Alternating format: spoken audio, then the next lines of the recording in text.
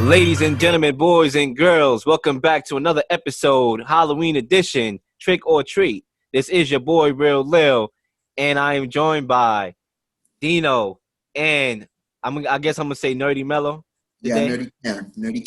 Nerdy Cam today. All right, we got Nerdy Cam, we got the heavyweight champ Dino here, and we got the Warriors, the Real Lil, the Warrior. You feel me? You know what's crazy? I'm going to throw this out there. The Jalil means warrior. That's exactly what Jalil means. And I got on the Warriors jacket, and I happen to be a Warriors fan of the movie. Check out It's Good to Gamble 7. All right, that's basically on the Warriors entirely. Check out that video, and I'm here to represent the day. You know, being from Brooklyn. Shout out to Brooklyn. Shout out to everybody who's watching the show right now. And we're going to get into some topics, all right? We're going to go trick or treat here. Whether we're going to go trick if we disagree with the topic, we're going to go treat if we agree with the topic, all right? So let's start it off right now. The Cleveland Browns are better without OBJ, Odell Beckham Jr., who just went down to an ACL injury. Dino, trick or treat? That is a complete trick. First of all, I am not sold on Baker Mayfield's abilities, even with Odell Beckham. So now take Odell Beckham out and not forget it. The Browns, to me, are cooked unless Jarvis can step up and fill OBJ's spot. I do not see the Browns going far anymore. I mean, maybe if Case Keenum takes over, I don't know. But with Baker, if he starts, they're done. Trick. That's it. For me, I'm gonna go with Dino as well. This is a trick question. I believe that the Browns without OBJ is about to be a disaster soon to happen quickly. You know, right now the Browns are 5-2, if I'm not mistaken, and right now they're about to go on a big losing streak. So I'm gonna go trick on this one. I got to disagree with y'all, man. I got to go treat here. This is a treat, and I'm going to tell you why. Let's not forget how well Baker Mayfield plays without Odell Beckham Jr. Let's not forget that a lot of his struggles came with forcing the ball to OBJ because they wanted to get him involved in the offense. So forcing him the ball, having to run trick plays in order to get him the ball, that's just like a added headache going away for Baker Mayfield, who now can just, you can run the football and throw a lot of short passes out of play action now. You don't have to worry about throwing a deep shot. Let's not forget that they struggled in the first half of that game against the Bengals. He threw the interception on that play. And when Odell Beckham Jr. got injured, Baker Mayfield went from trash to, he did a little something. I know it's against the Bengals, and I'm not a Baker Mayfield guy whatsoever. But the brother did ball out towards the end of that game. And I believe guys like Rashard Higgins, who has mutual chemistry with Mayfield, because Odell Beckham Jr. and Mayfield don't have no chemistry. Higgins have more chemistry with Baker Mayfield. I think that he's going to be able to step it up by throwing it to Landry and Higgins. And I think, the Browns will move the ball better without OBJ. Now, here's the thing with that. We're coming up on week 8. So can Baker go another 10 weeks without Odell Beckham Jr.? Well, I believe that I don't believe Baker Mayfield is any good. It was like a headache. We have to run trick plays to get them the ball. So I think either way, the schedule sets up nicely for the Browns to actually make the playoffs. And that's the only reason why I have them making the playoffs, is because the schedule is easier than the fat kid at the daggone candy shop. The lack of production. And the lack of production is simply because he doesn't fit that team. I do believe that OBJ will definitely do better moving on. But with this injury, ACL injury, guys don't normally come back right away good. And then you talking about taking on his contract, which he will earn $15.75 million next year. $12 million of that guaranteed after this injury. You know what I'm saying? So it's going to be interesting to see who takes on that contract. I think the Browns should trade Odell Beckham Jr. I think they should trade Odell Beckham Jr. I got a hot take to the Texans and get like a guy like Will Fuller that can help them on that offense, production-wise, as good as an OBJ would have, and trade him to a team that actually needs Odell Beckham Jr. and needs some help and toys for Deshaun Watson to throw the ball to. Trevor Lawrence should return to Clemson to avoid the New York Jets. Trick or treat? Cam, Treat, man. Honestly, right now, Trevor Lawrence is having a outstanding career out at Clemson. It would be unfortunate if the Jets draft him with the number 1 overall pick next year and, he becomes a bust. I believe that he should go back to school for one more year, and let's wait to see what the team probably might be, in need for a quarterback. for the following year, just avoid the fiasco in New York because he does not need that New York drama. And believe it or not, New York people, I'm sorry, New York fans like that, they are harsh people. They're not nice people at all. So, with the expectation, they're like, oh my God, what a great pick. Trevor Lawrence is with the New York Jets. And then let's just say, Trevor Lawrence have a bad career. I agree. That's an absolute treat because, first of all, the New York Jets are not a well-run organization. From the top to the bottom, they just haven't had it since way before we were all born. The Jets, they're going to live off Super Bowl III for the longest time. What player, besides Mark Sanchez for a couple of years, has came onto the Jets and really made a big impact? Nobody. I mean, That's what I'm saying. Pennington was the guy at one point, but Brett Favre came over, took his job, and Pennington ended up going to Miami that year. And he ended up balling in Miami. He led that Miami team to 11-5 record and took them to the playoff. But just like you said, Dino, after Mark Sanchez, that team been shit. I tell you. That was only for 2 seasons. And now Trevor Lawrence, I've been saying this since this dude was a freshman. He has all the tools to be a successful quarterback in the NFL. He could throw, he's accurate, he's 6'6", and he can run. If you put him in a good system around good players, like he's gonna be so dangerous. I'm telling you, he's gonna win multiple Super Bowls if he gets on the right team. If he goes to the Jets, he's gonna suffer. Anyone will suffer on the Jets. Seen ghosts. Put the GOAT Brady on the Jets. Even he'll suffer. It's the Jets, man. That. You got to stay away from them. Stay at Clemson if they get the number 1 pick. He's going number 1. I think Tom Brady is good enough to defeat the curse. Okay, look what he's doing with the Buccaneers. The Buccaneers haven't made the playoffs in how long? They had the longest streak, I believe, or one of the longest streaks of not making the playoffs. And they went from a penalized infested game against the Bears, and all of a sudden they came and get flagged for nothing. I think that's a harsh statement right there, my brother, because the GOAT the GOAT want all the smoke. Okay, this is an absolute trick over here. It's an absolute trick. I gotta disagree with y'all, and this is why. Hey, hold on. I want to hear this. This is why. I want to hear this. First of all, listen. You never know what can happen when you go back to college. Right? I'm not trying to throw knock on wood here. I don't want to throw negatives out there. But you don't know if you can get an injury where it can decrease your draft stock or you can be able to play again. It's a lot of uncertainty. Maybe you go back and you start to struggle and then experts start finding holes in your game and the next you fall down in the draft. So you don't want to, why go back to Clemson when you can make some money right now? I mean, obviously, Clemson, there's no competition in the ACC. That division is terrible. Clemson is putting up 70 points a game, it look like right now. And they're going to win 9-10 games a year anyway. I don't know what he gets out of that. Honestly, I just think you should go to the Jets. Yeah, you talk about how the fans are in New York. Well, let's go on the opposite side. What if you do make something out of nothing? Then they're going to be worshiping your feet to this day. Joe Namath. Best believe he's chilling. Best believe he's like Jesus over here. And all the quarterbacks that they're good in New York, they're like Jesus over here. So, yeah, they're going to kick you while you down and knock you around. But let's say the Jets make a couple moves and then they, make a couple trades, bring a couple toys for him to throw the ball to. Remember, they got the draft capital this year. They had the draft capital and that traded with Jamal Adams. They have the assets. Now it's all about using the assets. And if they can use the assets and bring a decent team, and start to, figure out some of that dysfunction, then I think Trevor Lawrence should want, he should be drafted. I'm not saying he should want to go to the Jets, but I just don't think that going to college an extra year is a good move. I don't think that's good advice.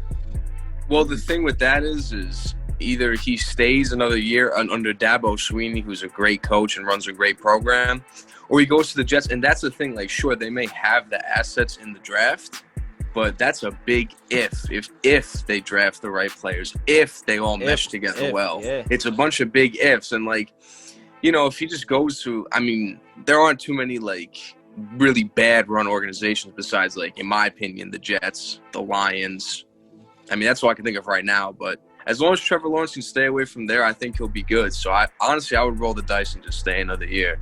I just don't know. I just think, you don't know what can happen. Football is a dangerous sport. You can go back to Clemson, get a career-ending injury or, something like an Alex Smith, which I'm not, like I said, knock on wood, I'm knocking like crazy because that's my guy over there, Trevor Lawrence. And I'm pretty sure he's going to be fine. That's the best quarterback prospect I've seen since Andrew Luck.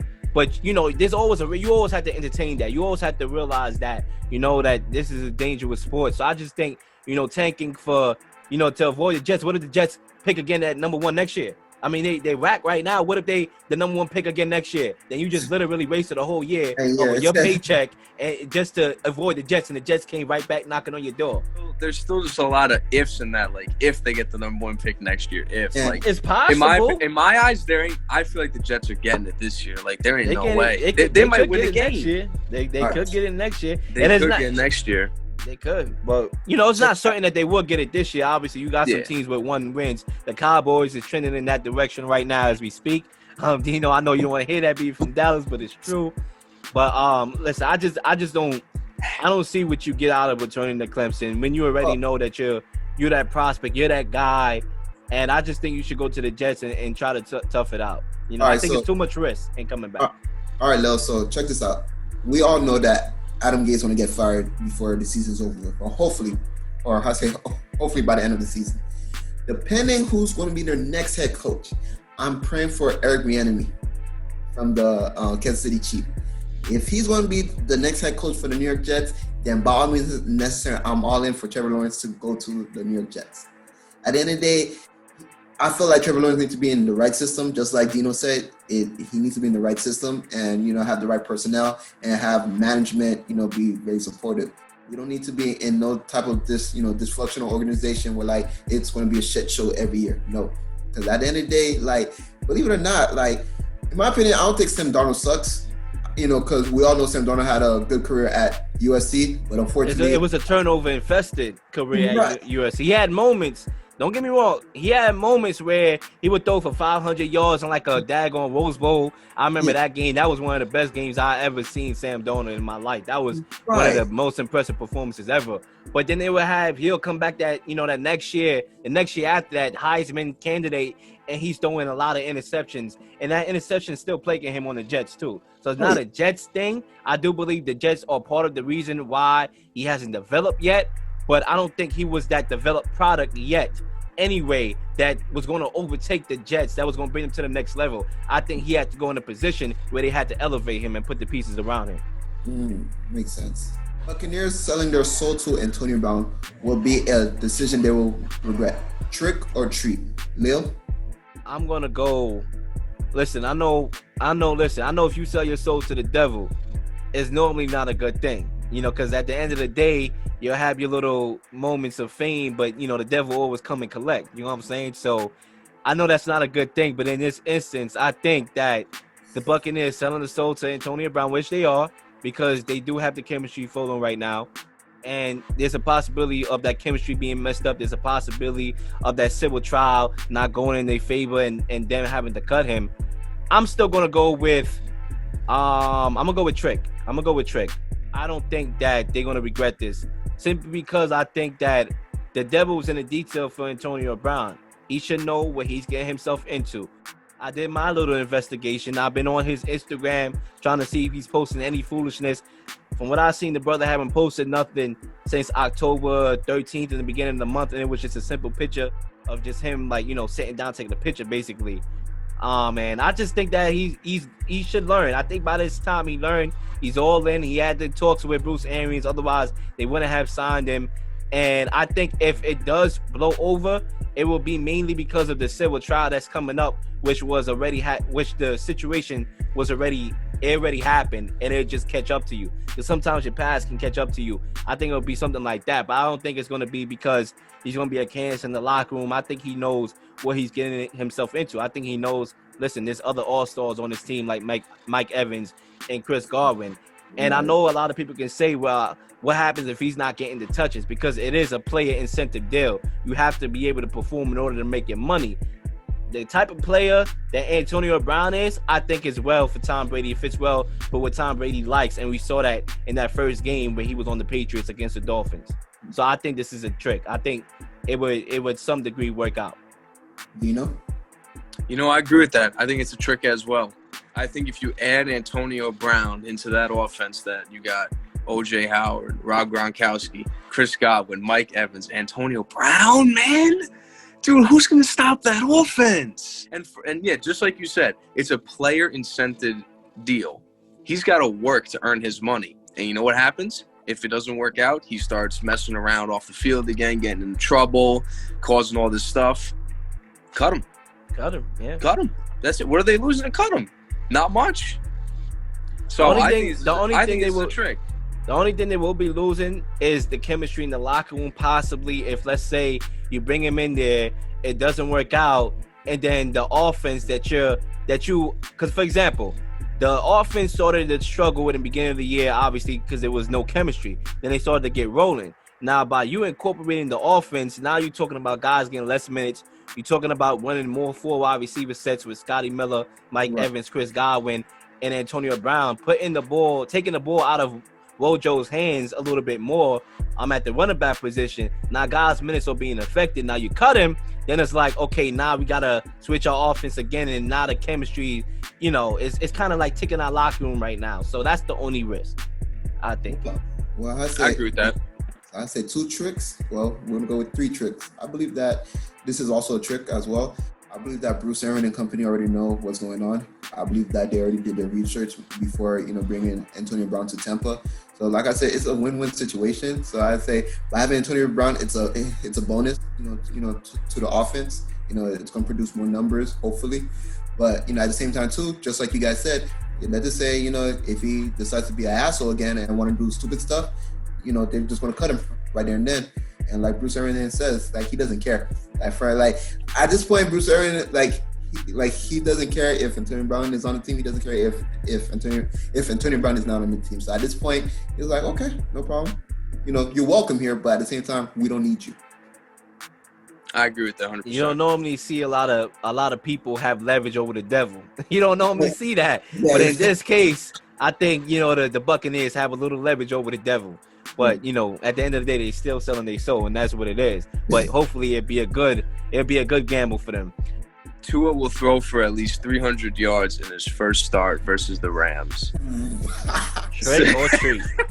Oh my God, 300 yards against the Rams. Against a Ram that's they have a top 5 passing defense. Hell no, bro. The Rams passing defense, they only allow 212 yards a game. So I don't think Tua's going to throw for 300, and especially throwing on Jalen Ramsey's side. Oh nah, trust me. And I say with Aaron Donald coming up the middle and pressuring him, oh yeah, I feel like Tua's going to struggle a bit. I believe Tua's going to at most get 150 yards passing yards against that Rams defense. I could agree with that because I feel like they might try to go more towards a run-heavy game against the Rams, considering the Rams' talent in the secondary, and especially, like you said, led by Jalen Ramsey. So I could see Tua getting around 200, but I don't see him putting up that many passing yards, not against the Rams. I agree. This is a Rams defense that is a good defense. They're one of the teams in the NFC that actually plays good defense. They have a good secondary and a good defensive line. Other than the Buccaneers, I don't see a team, obviously, in the NFC that's, all sides of the defensive side of the ball is as complete. And you got Aaron Donald coming at this brother. They're still going to, run the football, be run heavy, a lot of play action, rollouts, getting the ball to the receiver's hands and letting them try to do something with it, other than letting him sit in the pocket and make a dose. Oh, yeah. And I also feel, too, mind you guys, this guy hasn't played in nearly a year. We haven't seen no preseason game from him because, unfortunately due to COVID. But I don't see him throwing 300 yards in his first start. So, and I think right now it's going to take a while for him to get adjusted. And like I said, he's been out since, November 16th of last year. So we'll see what happens. Just like you guys said, it's definitely going to be a run heavy game. Definitely a lot of play action is going to happen, a lot of rollouts. So I believe they're going to be more conservative with Tua against the Rams.